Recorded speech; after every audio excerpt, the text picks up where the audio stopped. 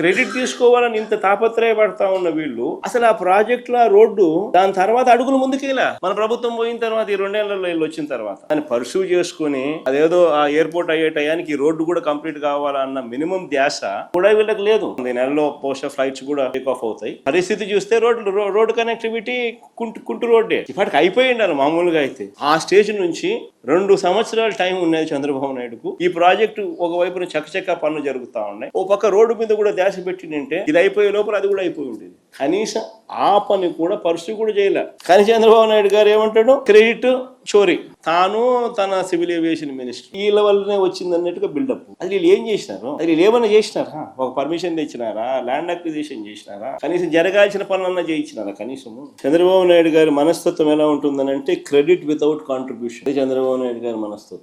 ఎవడో చేస్తే క్రెడిట్ మాత్రం తాను తీసుకునే దానికి ఏమాత్రం సంకోచం లేకుండా, కళ్ళార్పకుండా అబద్ధాలు అడగలుగుతాడు. సంకోచం లేకుండా క్రెడిట్ తన ఖాతాలోకి వేసుకుని ప్రతి ప్రయత్నం చేస్తాడు.